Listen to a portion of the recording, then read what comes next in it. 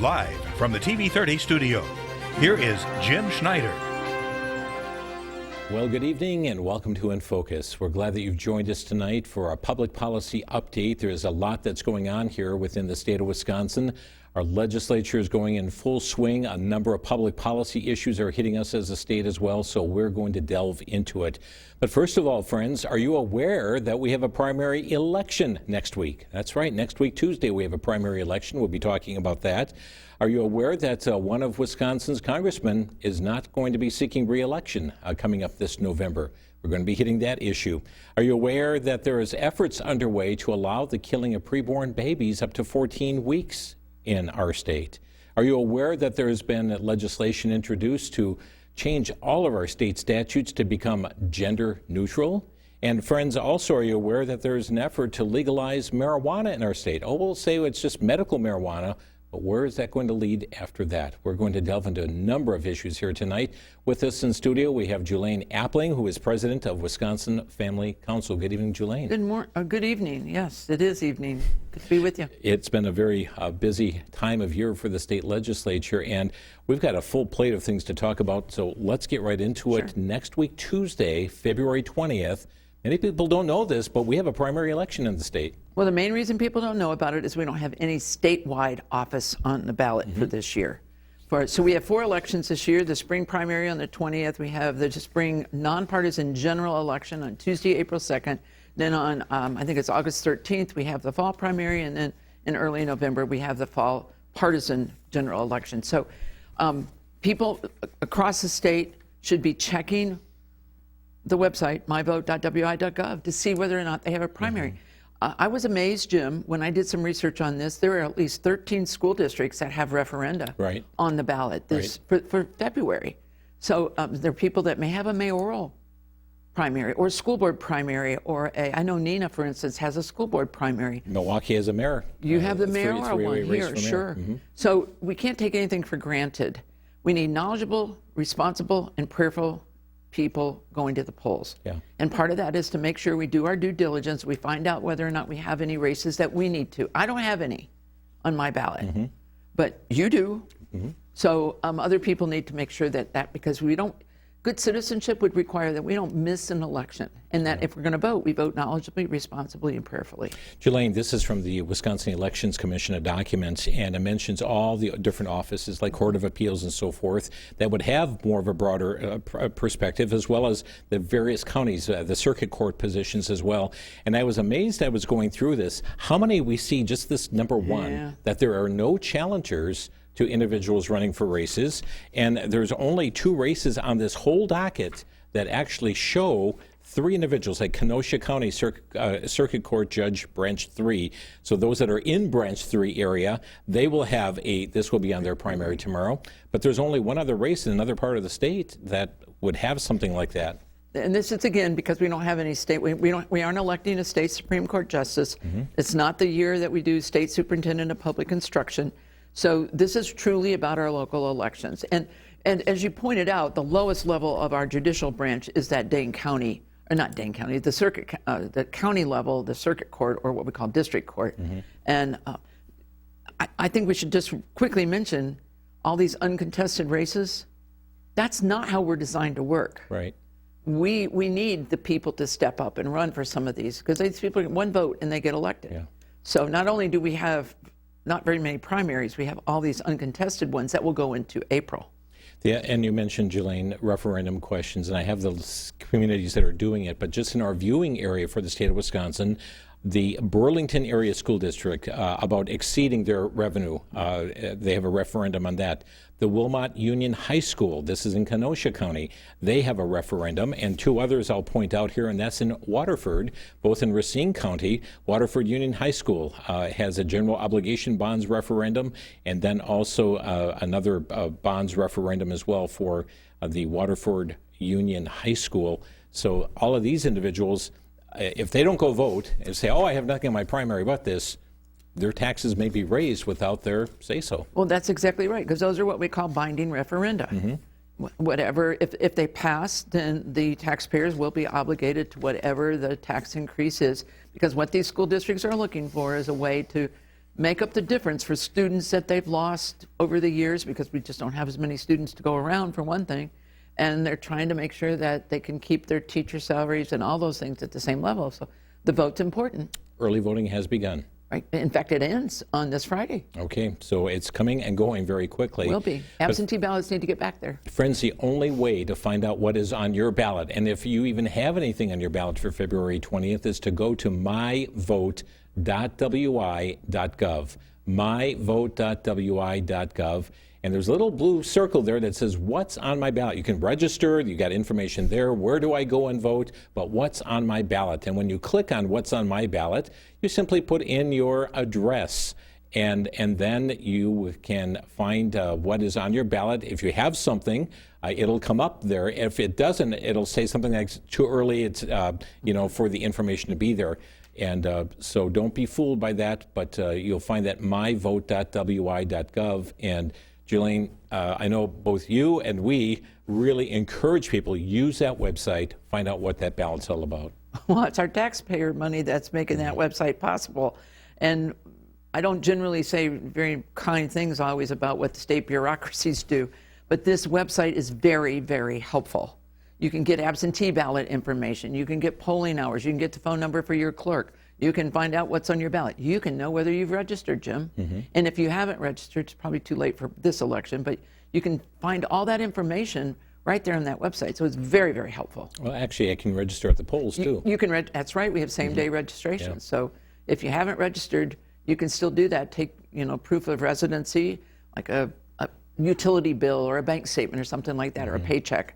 And register at the polls. It doesn't take long. Friends, just a reminder, polls open at 7 a.m. on Tuesday. They close at 8 o'clock p.m., and you've got all that time to go cast your ballot. But friends, be informed.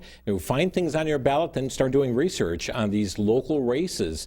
Put their name in a website. Find their websites. Look for newspaper articles that have been written about them and get that information.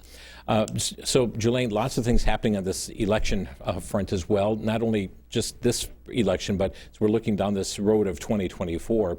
One of the things that we all are aware of, I hope, is the fact that there is a battle going on for the legislative districts in the state of Wisconsin, the redistricting. There have been a whole lot of maps that have been produced so far. What's going on with the redistricting? Well, it appears to me that in the latest information that I could find, that I smile when I say this, the non-partisan, independent consultants that our liberal Supreme Court justices appointed. So you're saying nonpartisan in quotes. Right, nonpartisan, independent, neutral, have narrowed it down to 4 maps. And they think all 4 maps are pretty much similar. And at this point, I heard rumblings, and I saw some news articles even today, saying that the Republicans in both the Senate and the Assembly are now talking about actually adopting the very maps that Tony Evers suggested to the court, that he submitted to the court. Now, you might remember a couple of weeks ago, they took his maps, they tweaked them a little bit, and then they voted on those. They passed them, and the governor summarily vetoed them, even though the tweaks weren't made. Maps. Yeah. And the Republicans tried to find a way so that not so many Republicans were going head-to-head in districts, in Assembly and Senate districts. So Governor Evers said no to that. But the rumors are flying that this week they're going to be talking about putting Evers' maps on the floor to vote for them. Now, if they do that, what they've done is, in theory, if the governor signs them, they've taken it out of the courts. So that's the only, as far as I can tell, that's the only way they can get that out of the court. Otherwise, the court has. When we look at our state statutes, whose function is this? I mean, because we've got the executive saying no way, the legislature adopted these before, and the Supreme Court saying no, these maps are rigged.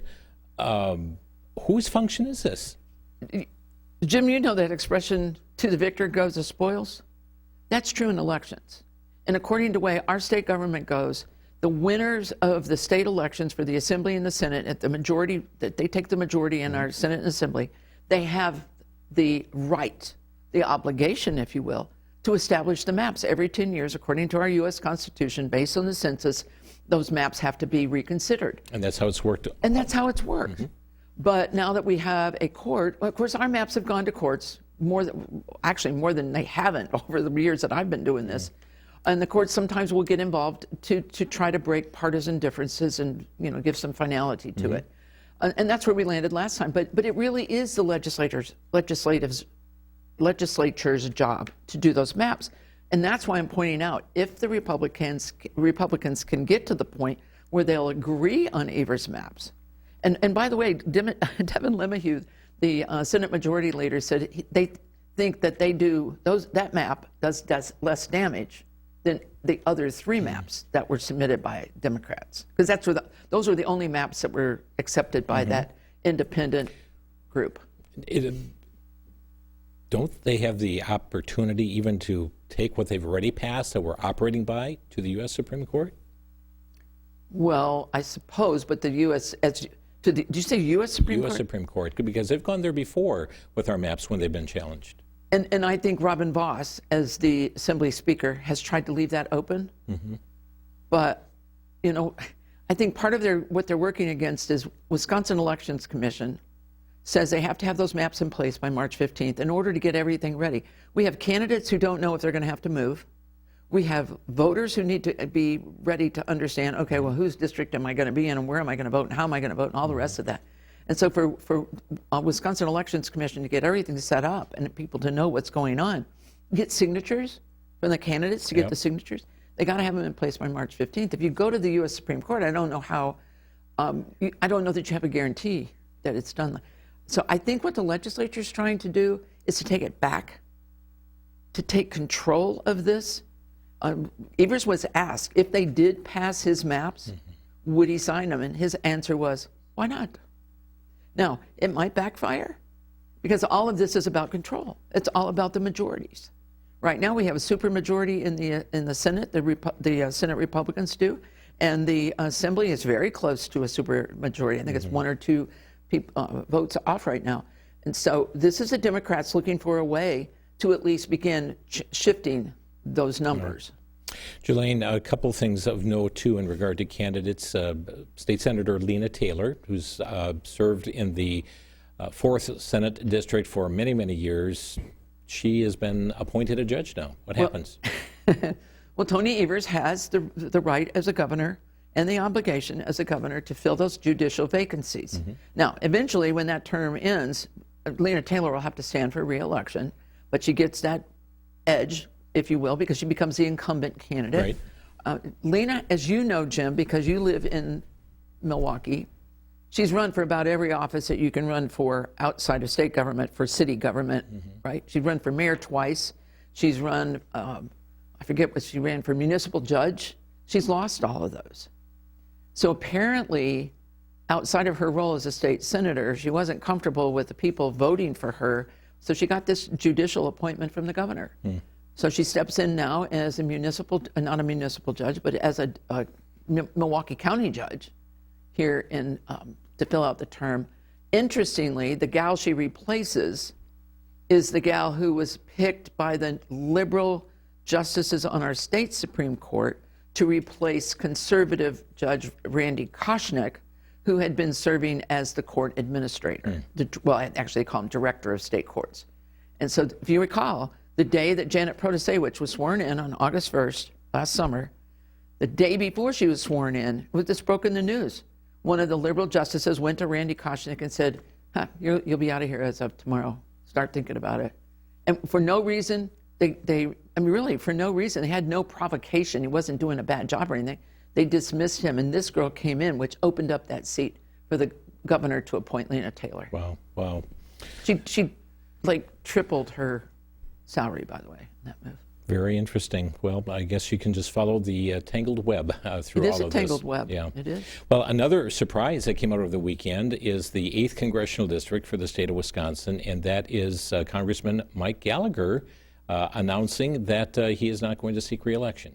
Well, and what's interesting about that for people who don't really follow these things is that makes an open seat. Because the law of incumbency or the rule of incumbency is usually in play, which gives the incumbent, the current office holder, a huge plus on holding that seat.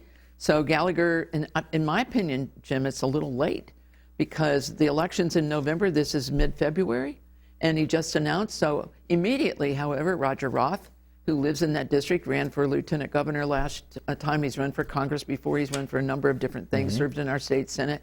The same day that Gallagher said he wasn't running, Roger Roth declared that he would be running. I think he'll be the first of several Republicans that will step in to try to run. So now we'll have a primary up there, I think, in August. Okay, so this is the press release that came out from Roger Roth's office announcing his running. That's on February the 10th for the seat. But Mike Gallagher was one of, it was very interesting, he was rumored to, or wooed to try and run for the U.S. Senate seat that Tammy Baldwin has, but no, he was staying put in the Congress. He has a very prestigious committee, select committee here dealing with China and so forth, and was just, because of his tenure and so forth, was really grasping hold of that issue and really exposing China. Has done a great job. But when it came to the impeachment vote of Secretary of Homeland Security Alejandro Mayorkas, he was one of 3 Republicans that voted in opposition to impeaching him. And then we have one of the counties of Wisconsin said he needs to be primaried, and all of a sudden his resignation, in essence. Yeah. I asked some people, how did that weigh in to his decision? And I got an answer that basically said that people didn't think so. But I don't know. I don't think it is. Yeah, I'm just not sure that it's coincidental. There was a lot of outcry about that. Yeah. In part because Gallagher had said that he would. If I followed that story right, Jim, he had indicated he would vote for the impeachment and then switched his vote. So that doesn't play well. We deal with legislators like that all the time. They say they're going to do one thing and pressure comes and they do the other. So here's a headline from the Daily Wire. Representative Mike Gallagher announces retirement after helping defeat Mayorkas' impeachment vote. So that will be a very interesting seat. It's a very broad, it's the largest congressional district here in the state of Wisconsin. Well, it is. It's a huge geographic area. All northern Wisconsin. Yeah, all northern Wisconsin until you get to the far right. I mean, the west side of the state, I think, goes up a little ways. But yeah, it's a huge geographic area. Okay. Well, Jelaine, the Assembly is going to take to the floor tomorrow, and so is the Senate. But one of the pieces of legislation that Representative Janelle Brenchen is part of is Assembly Resolution 24. This is an effort to impeach Megan Wolf, who is sitting on the Wisconsin Elections Board, and her term is expired, but yet refuses to vacate the seat. Well, we've talked about this, and there's no reason that this kind of resolution could not be taken up. Impeachment, let's rehearse while impeachment happens. The Assembly would impeach, and then the Senate would have to do those hearings where you actually take the vote to follow through with it. But this is a new, as you pointed out, this is a new resolution. They've already had one resolution that was in there. Right. And this one is shorter, but it still has the same essence that she has violated her responsibilities and that she should be impeached. Unfortunately, at this point in this election year, given the leadership in our state assembly right now and probably in our Senate, I see this going nowhere. And we understand there's going to be an attempt on Tuesday to bring it forth. Well, and they probably will. And, that's, and by the way, for our viewers, that's totally legitimate. That happens all the time at every level of government. People who haven't gotten what they thought they should through the normal process will use some kind of a procedural rule to be able to try to pull something out of committee and put it on the floor during a scheduled floor session. That's just how the game goes. And you can get it, you can try. So go for it. Something else that's going on, and again, with a new changeover in this the Wisconsin Supreme Court, there are lots of things being challenged. And one of those things is Act 10 as well. And here we have the Wisconsin as a headline. This is a Wisconsin Institute of Law and Liberty suing to preserve Act 10, an act that has saved the state billions of dollars.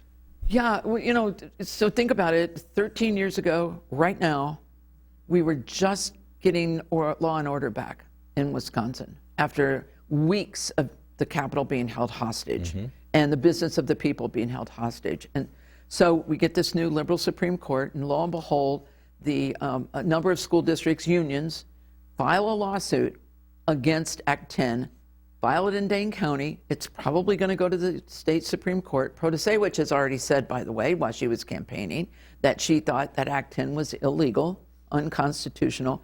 And so what Will did is they represent a client who's what we call an intervener, who has kind of the status of a party to the lawsuit. And she said, no, Act 10 helps me. Because what did Act 10 do? Jim, it allowed people the freedom of conscience. If you didn't want to be a member of the union, you didn't have to be. It said that the unions could not take compulsory dues out of your paycheck just because you were employed in that school district or through that public union. And it saved the state billions of dollars. And employee contributions to health care and retirement programs. Yes, and it saved us enormous amounts of money. It saved local districts enormous amounts of money. So they're representing a teacher, at least as I understand it, she's a teacher in one of the districts that's involved here, and said, no, I want Act 10 to stay. It protects my right and my freedom. So this will be very interesting to see, because this will give Will now the opportunity to file full briefs and everything on behalf of her and represent her interests to keep Act 10. And by the way, Janet Protasewicz has said she will recuse on this. So I'm not a betting person, as you know, but I wouldn't put money on her doing that. You know, what's interesting in that is the plethora of referendum we're seeing from schools that will greatly increase the revenues from taxes to the taxpayers to cover their expenses and so forth. If Act 10 is repealed, the costs are going to skyrocket. I mean, literally skyrocket, because all of a sudden the taxpayers are going to be on the hook again for going back and paying really a substantial amount of the health, or all of the health insurance, all of the pension benefits, etc. And it's really going to go through the roof. Well, it will, and it's a very complex thing. Can you imagine how this has to be implemented? Yeah. It's been in place 13 years. We're going to mirror Illinois. We're going to mirror California. Yep. It is, and this was a cost savings, endeavor, and an effort on behalf of Governor Walker and those who were in the legislature with him to bring some, I'm just going to use the word equity, if you will, some between the public and the private sector of employees. Most employees in the private sector pay handsomely into their health care. The employer doesn't pay it all. There was just so much that was going on. But I think one of the main things here is that I don't think any employee should be forced to be to join a union. We have right to work, but Act 10 was for the public sector unions in our state, whereas right to work was for a private sector. I don't care whether you're working in the public or private sector. You shouldn't be forced to do that. Because why? That money goes to the union. The union turns that money around to support candidates that disagree with my values, or to support issues that are antithetical to what I believe. So. Julianne Appling with us here tonight, a legislative update, and we're going to tell you about some new legislation coming, but Julianne, you've been with us here and we've been warning about this legislation, Assembly Bill number 975, which is that which would create really a right to abortion up to 14 weeks of pregnancy. It's a time period in which the vast majority of abortions are happening in the state of Wisconsin. And this is a Republican-launched piece of legislation. So I want to make sure people understand, because the Republicans that voted for this bill, and the majority of them did on a couple weeks ago, they bought a lie, in my opinion. Current statute 940.04, the pre-Roe abortion ban, that bans most abortions in our state from the moment of conception, with the exception for the life of the mother, is still on the books. It is still enforceable. Why is it still enforceable? It's still enforceable because we don't have a final court decision, because it's been appealed. Remember, the Dane County judge said, no, I think it deals with feticide, not abortion. That's a wrong decision. But so one of the defendants, Joel Urmanski, the district attorney from up in Sheboygan, said, I disagree with this judge and I'm going to appeal it. So it's sitting in the Court of Appeals right now. He has actually asked the Supreme Court to take it out of the Court of Appeals and put it in the Supreme Court to move it along. But right now it's still going. So the Heal Without Harm Coalition, which is Wisconsin Catholic Conference, Wisconsin Family Action, Pro-Life Wisconsin, and Right to Life. We issued a press release. We've done a lot. There was a lot of groundwork on this that said basically it's the wrong time. Because right now we have a law that prohibits most abortions from the moment of conception. And now the Republicans are all gung-ho about stopping abortion at 14 weeks. What they think is, and what we keep hearing is, well, 14 weeks is better than 20. What do they mean by that? Remember when Roe versus Wade was still the law, quote, law of the land because of the U.S. Supreme Court.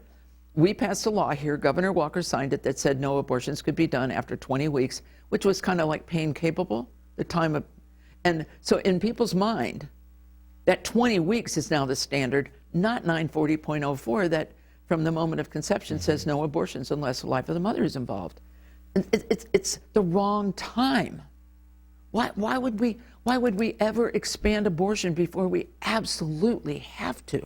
Yeah, well, we don't have to expand abortion. No, we don't. We don't have to expand it. And Jelaine, the matter is, with all the efforts going in to create this legislation, where's the legislative efforts to stand up for 940.04? Well, there have been none. Absolutely none.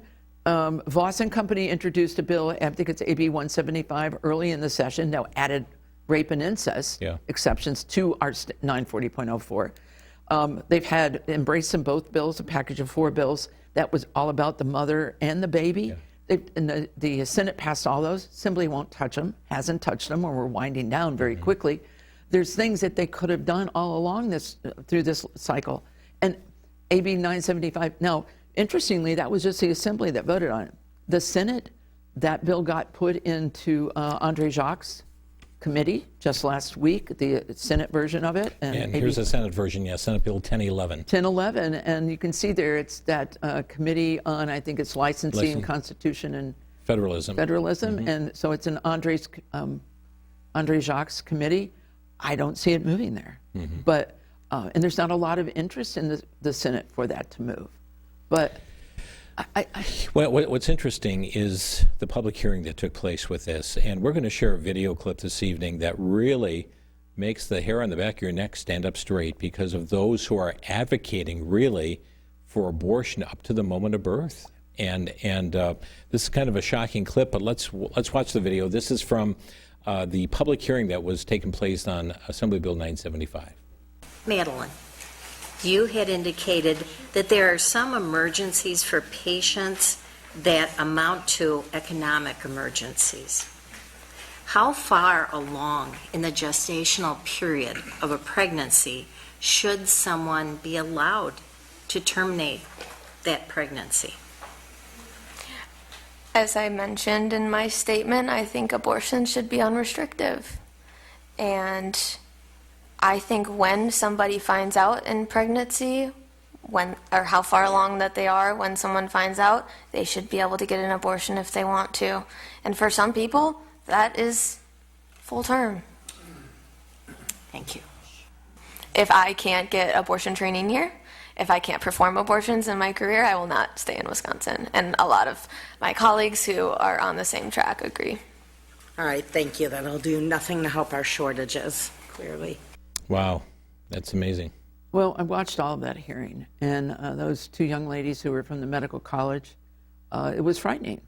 And it tells us that there are people in our state who would like to be, just like a couple of other states, like California and some others, that you are allowed to abort that unborn child right up until the moment of birth or beyond. You know, that's where they were going. This was a fascinating hearing, Jim. All 4 pro-life groups were there testifying against that bill, and all the Democrats were there testifying against the bill. Now, our reasons were completely different. Right. But this was, in fact, Lisa Subeck, who you hear at the end of this, Representative Subeck, said at one point, she said, "This is just so strange. We're all, we're all in agreement that this bill shouldn't go anywhere." But when you hear testimony like that, especially from young medical students, it should cause people to understand there are people that are fine with that. And by the way, I personally think that there is at least an element of the Democrats who would go that far. They just don't like talking about it in public. Right. But when pressed, they'll start hedging in that direction. Right. And I mean, that's the speaking tour that Kamala Harris is on right now across the country. This is, I mean, she spoke here in the greater Milwaukee area on the anniversary of Roe v. Wade. She just spoke down in Georgia, making that same pitch for reproductive choice and so forth. And that's where things are heading. Jelaine, just to cover some other important issues going on, there is a couple of pieces of legislation are being voted on tomorrow in the State of Assembly, one of which is regarding the married person's credit. And let me also, that's AB 1022, but there's also Assembly Bill 1023 about expanding the child independent care credit. Well, these are bills that are really designed to help families, to help them keep a little bit more of their money. I think some of this is coming out as in part because we have that surplus that we've still got out there, and they're still fighting over who's going to get that and who's going to handle it. I personally really like this Assembly Bill 1022. It basically takes that maximum credit for married couples from $480 and almost doubles it to $870. So what it's about is, and the author of it actually made a statement to this effect, it's really about encouraging marriage. It's trying to take away a little bit of a built-in marriage penalty. Jim, you might remember a number of years ago, this goes back to when Glenn Grothman was in our state legislature. Glenn was like he was really, really dedicated to getting rid of the marriage penalty. But what we found out was it's everywhere. It's just kind of woven in. So they started taking little bites of it to get rid of it. This is just one more step on that. The child and dependent care credit, this is kind of going along that same line. It's trying to say to families, your children are not a burden. And where we can give you a little bit more money towards taking care of them and making sure that legitimate expenses are covered for the things that are going on there, that we can give that back to you. So, and I believe this is in keeping with the federal too, that's beginning to happen there. So it's not a lot, but it is more. But can I take it back to one that we had, one of the Embrace Them Both bills? It would have taken and made an unborn child where there was a fetal heartbeat detected would count as a dependent on this kind of thing. So if a woman found out she was pregnant December 30th, and then in 2023 and 2024 filing those taxes could count that unborn baby as a dependent, and it was also increasing this. So unfortunately, those bills didn't go anywhere, but other than the Senate. So these are things that I think you'll find that will pass tomorrow on the floor, and they're in the Assembly. The Senate will probably act on them within the next month. So to be honest with you, I don't know what the governor will do with these. Whether he'll sign it or not. Right. He's, to this point, vetoed every kind of tax break that has been, not every tax break, but the major tax overhaul related issues that have come forth from the Republicans don't see the light of day. So I would hope that he would respect families and children and parents trying to do the right thing, be married and have children and those kinds, that he would respect them enough to give these small increases that would help families in a material way. My word, I don't know about you. I drove into one of our communities at 8 o'clock one night, and I drove back through the community at 8 o'clock the next morning, and the gas had gone up, was over 20 cents in that 12-hour period. Maybe we're not in a recession, okay, and everybody says the economy is so wonderful, but grocery prices, gas prices, our families are feeling it. So these kinds of bills help alleviate a little bit of that pressure. And friends are voting on those tomorrow. You may contact your legislator through the hotline 800-362-9472, 800-362-9472. We also want to alert you to some new bills that have been introduced as well. And Jelaine, I am just absolutely shocked again, since you were with us just a month ago over 250 pieces of legislation have been introduced. I thought things were supposed to be winding down, but they're going fast and furious. But let's talk about this. This is Assembly Bill 1000 and Senate Bill 907. This is legislation that would really impact every law, every statute we have in the state of Wisconsin with gender-neutral language.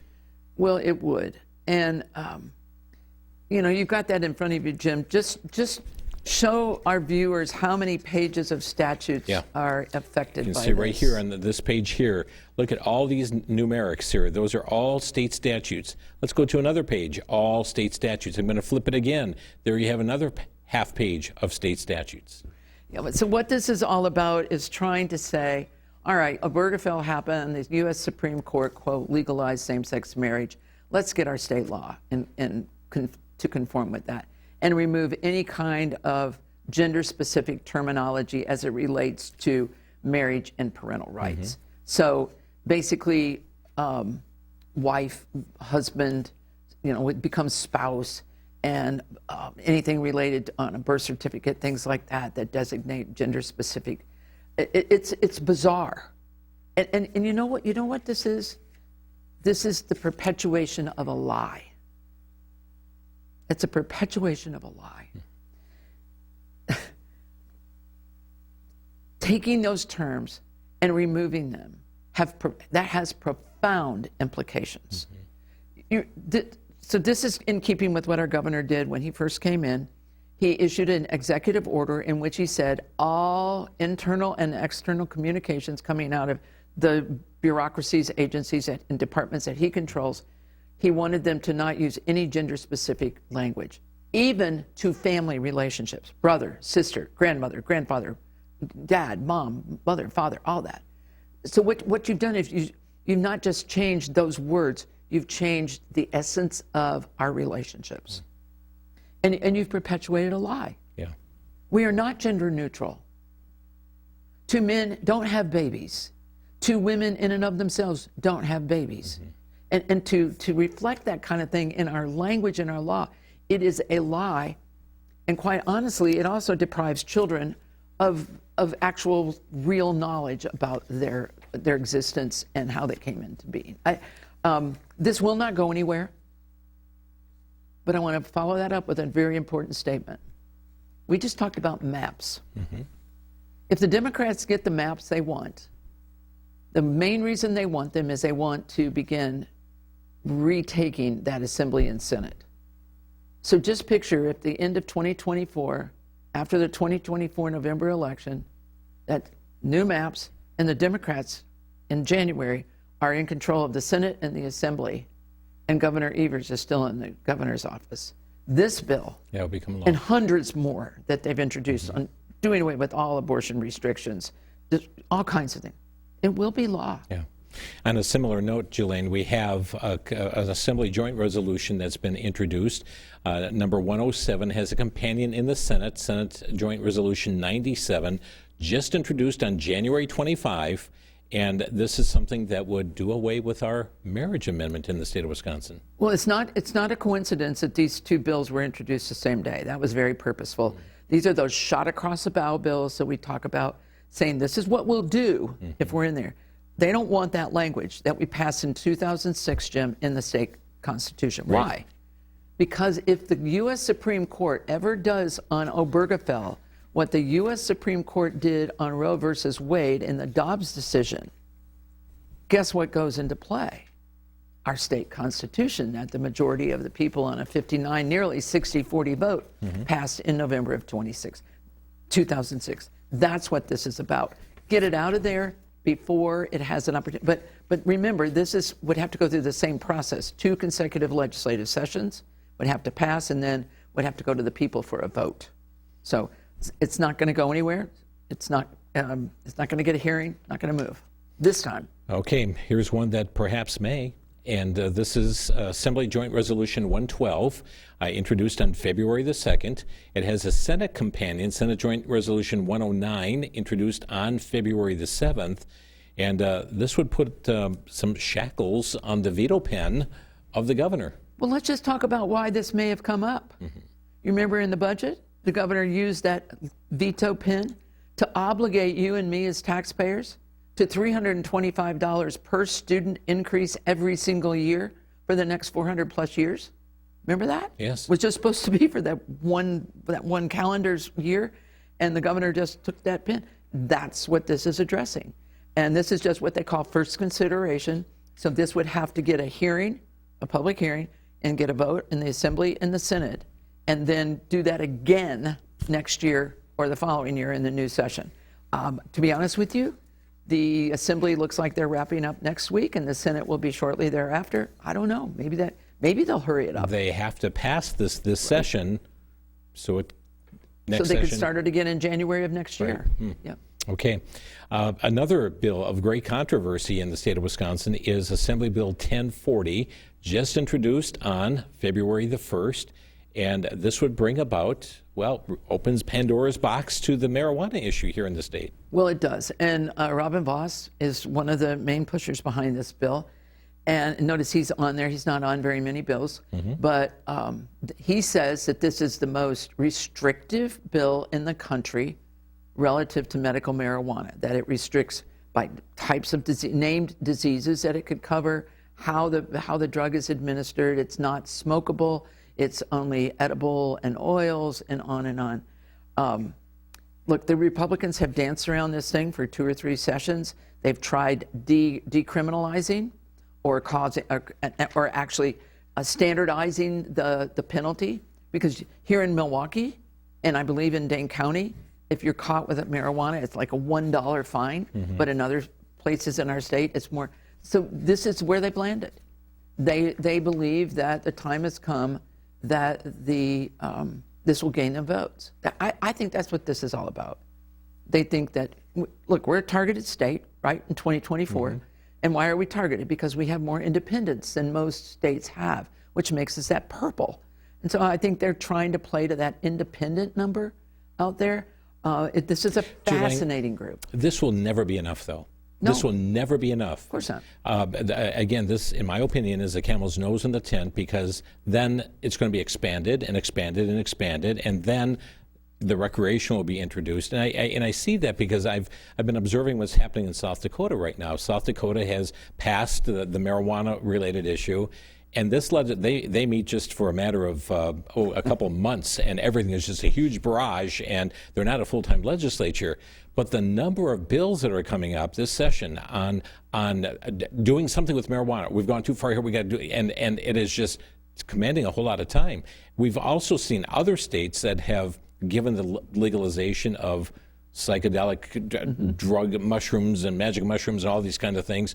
And they're seeing the social costs this is having, the medical costs, the family breakups and so forth that are happening. And now they're trying to pull the reins back, saying we've gone too far, we need to scale this back. We don't even have to go this far in the state as what they're introducing, because whatever is here in this bill is not going to stay there. No, it won't. This is a classic example of the slippery slope. This is just the first step. And everybody's going to say, oh, no, it won't happen here. But you're right. Basically, everywhere it's gone with medical marijuana, it's gone down the slippery slope. It's not been very long. But Jim, you don't even have to go there, because the addictive nature of marijuana, whether you take it recreationally or you take it for a medicinal purpose, it's still addictive. It still has all of its qualities. The THC, yep. Well, of course it does. And the marijuana today, the concentration of THC is much, much higher than it used to be. And so it doesn't take very much for people to feel that influence.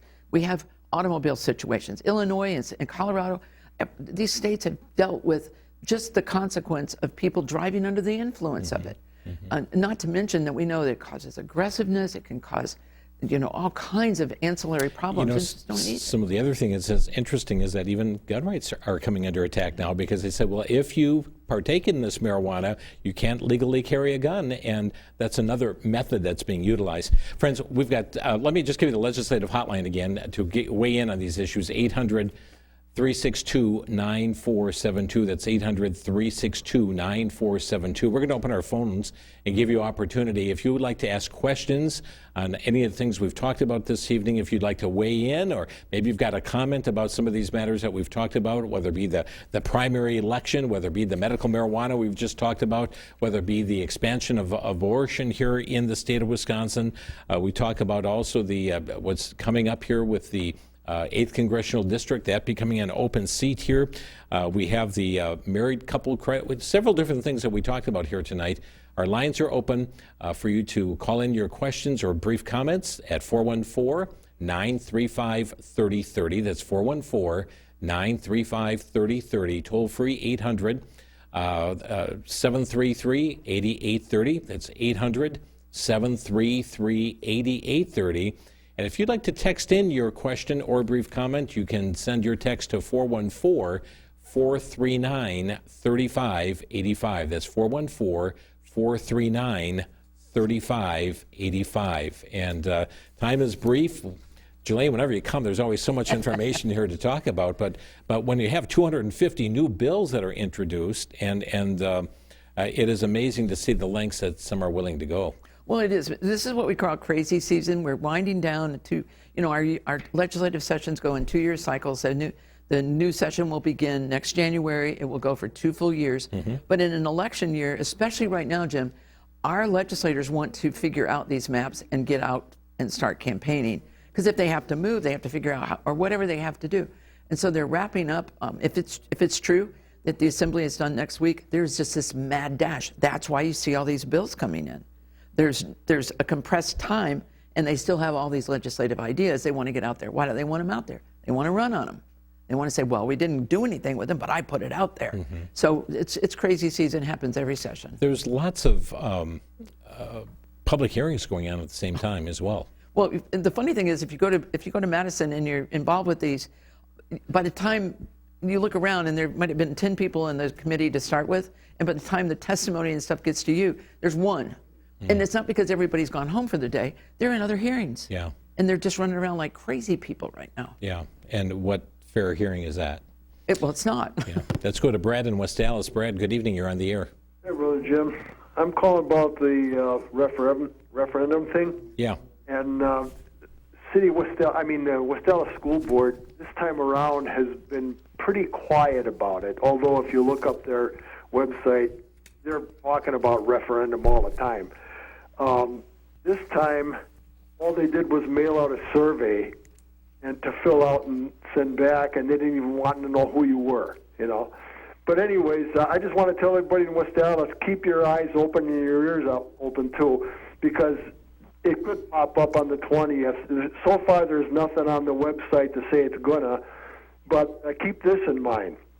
The high school where my kid went to in West Dallas 30 years ago has got a reading and math proficiency of 17 and 23% respectively. I think that's, unless I have them backwards there, which stinks. When I went to school, you scored anything on an assignment below 70, it was an F. Yeah. Yeah. And that's in a state where Wisconsin, where I think we rank 36% nationwide. In the United States, which ranks last in the developed world and is threatening to take last compared to the third world. Yeah. And this is ridiculous what's going on in these schools. And the city of the West Dallas schools have got a new tactic. They'll close down a school and turn it into a rec center. So we got 2 rec centers in West Dallas now. Well, Brad, let me just say this. It's too late for that to be on the February ballot. Possibly for the April ballot, but the February ballot is set. People are already casting votes, and so there's only, and I have the official referendum for all the school districts for February. It's rare to have it during a primary.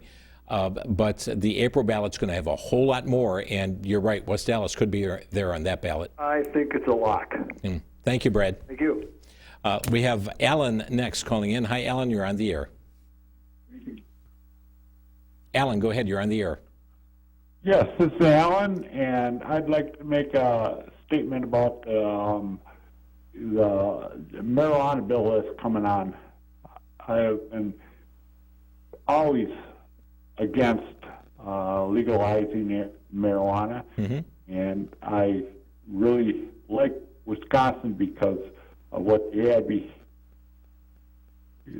beyond and stuff, but that this legislation is, trying to pass it and stuff like that.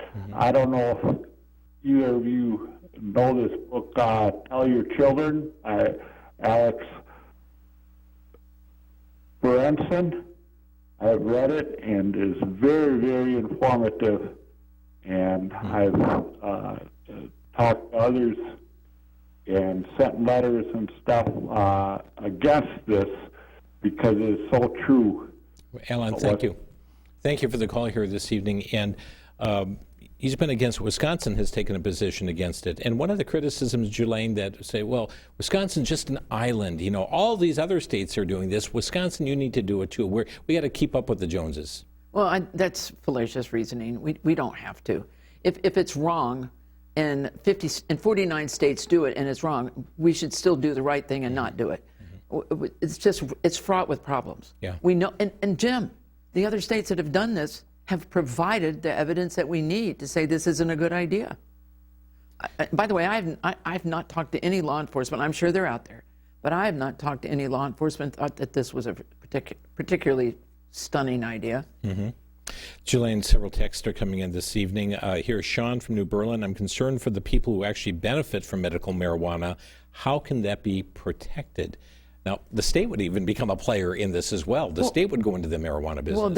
Well, and we didn't talk about that, but that's one of the stunning things about this bill is the dispensaries would be all state-owned.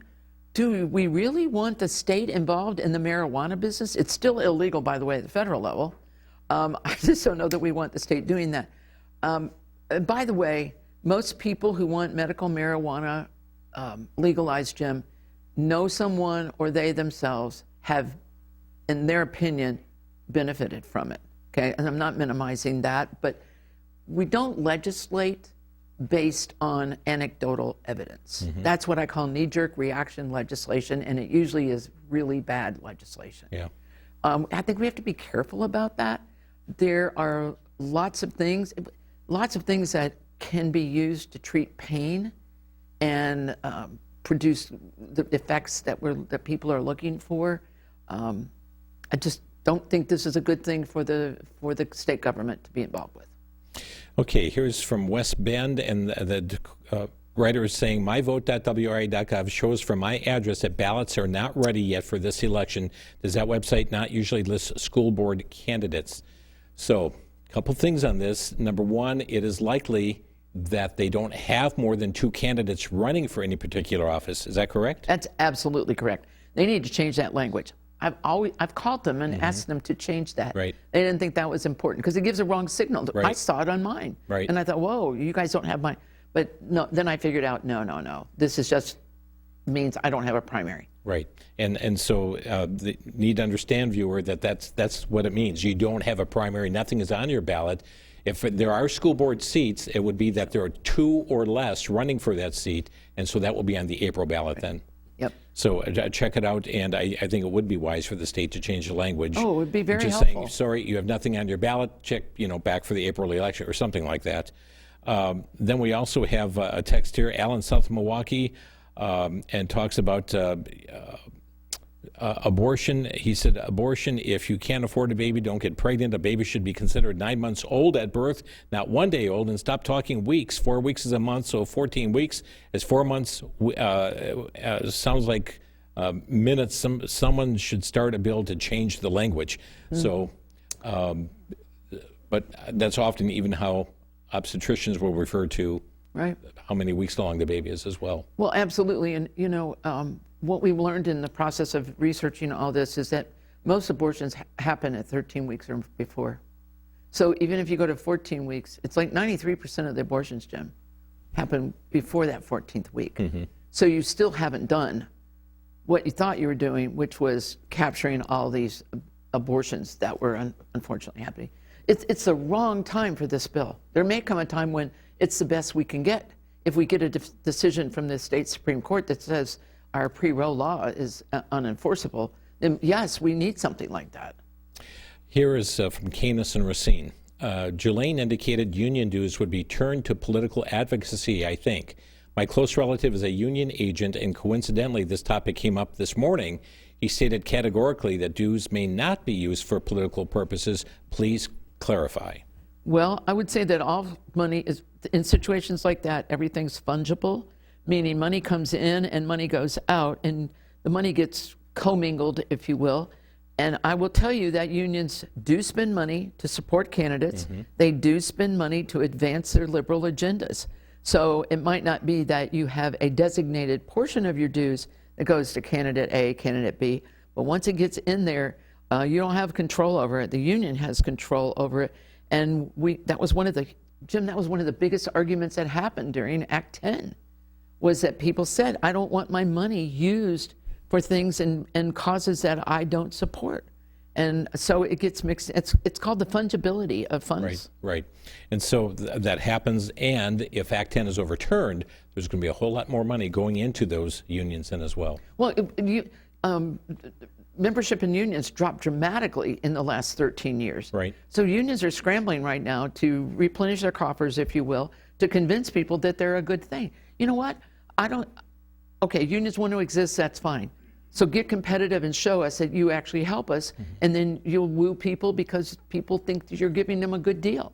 Stand on your own 2 feet. We don't have to have compulsory union membership. Jelaine Appling with us here tonight from Wisconsin Family Council. You can reach out to them, wifamilycouncil.org, wifamilycouncil.org. Their number 1-888-378-7395, 1-888-378-7395. And friends, just a reminder, next Tuesday, February 20th is Election Day. How do you find out if you have something on the ballot? Go on a computer. Check out myvote.wi.gov. myvote.wi.gov. You can check your registration there. Click on What's on My Ballot. And when you do that, you can put in your address. And if you get a message that shows you the races, then you do have a primary. If there is nothing there, it says that it's not ready yet for this election, you don't have a primary. You're actually voting not until April the 2nd, so keep that in mind. Lots of good information. Jelaine, thank you for coming. Oh, thank you for the opportunity. And this election really is an important one because it narrows that field of candidates. Of course, it sets the ballot for April. So if you have a primary, please vote knowledgeably, responsibly, and prayerfully. And let's be a good citizen. Jelaine, thanks for being with us. Thank you. Okay, Jelaine Appling, Wisconsin Family Council, for the monthly legislative update. Much going on, friends. You can stay informed. And we thank you for watching us here at TV 30s in Focus. Check out that website, though, and learn what is on your ballot. And I know it'll make a difference as being knowledgeable of those very things. God bless you, folks. Thanks for joining us here tonight on TV 30s in Focus. Have a good night.